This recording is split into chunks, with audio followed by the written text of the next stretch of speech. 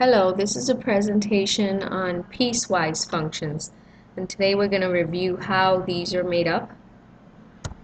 Here I have an example. We have a function that's made up of three different pieces of functions. We're going to draw one at a time and see where we get. The first one here is x plus 3. This is a linear function. So to draw this, the first thing we do is we identify the y-intercept. Y-intercept is 3, and there you have the dot at 3. And the other thing we need to find is the slope. The slope here is a 1. The slope of a linear function is always the coefficient of this variable.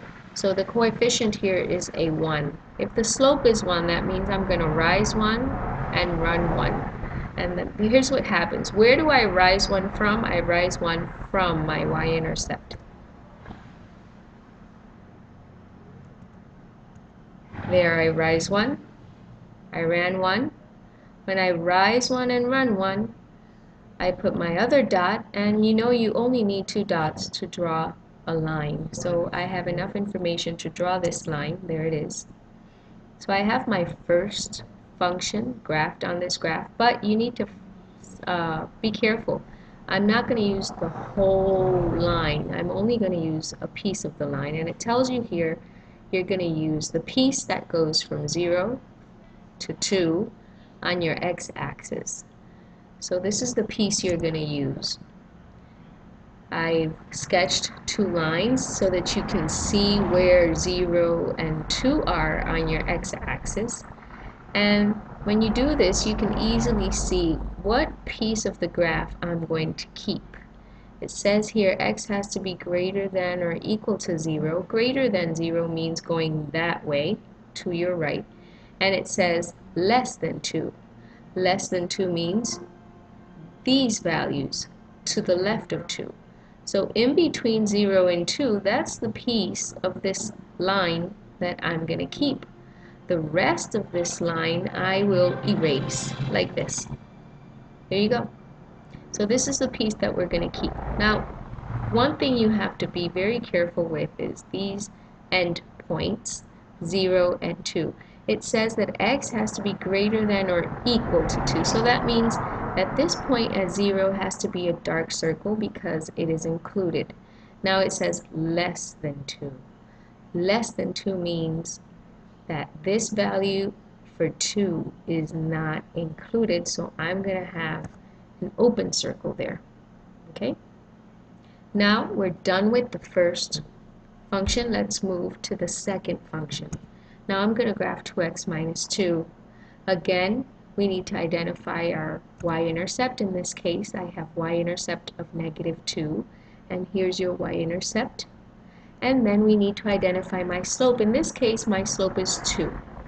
So 2 means I'm going to rise 2 and run 1. It looks like this. You rise 2, you run 1, and that's where your second point will go. And with 2 points, that's enough to draw a line. There's your line. Now again, as with the first case, I'm not going to use the whole line. I'm only going to use the piece of the line that's between x equal to 2 and 6, or between x, 2 and 6. So where is that? That's right here, between 2 and 6. That's the piece of the line that I'm going to use, this piece in between. Okay? The rest, this piece over here and this piece over here, we erase like that. So there's the piece that I'm interested in. Now notice again my endpoints. It says x greater than 2. It doesn't say x greater than or equal to 2. So that means this 2 is not included. So I'm going to have an open circle here. On this side it says x less than or equal to 6.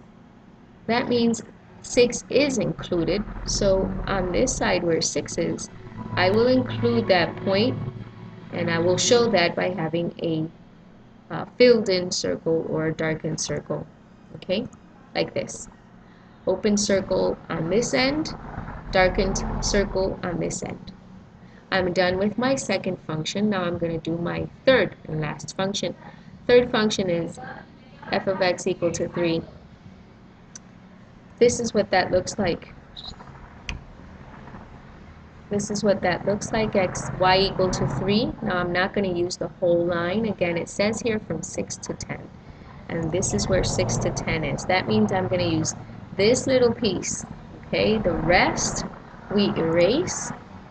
And again, let's look at our endpoints. In this case, I will include both 6 and include 10 also because they're both equal to. So my endpoints for this line will both be darkened circles. I hope this has helped understand piecewise functions.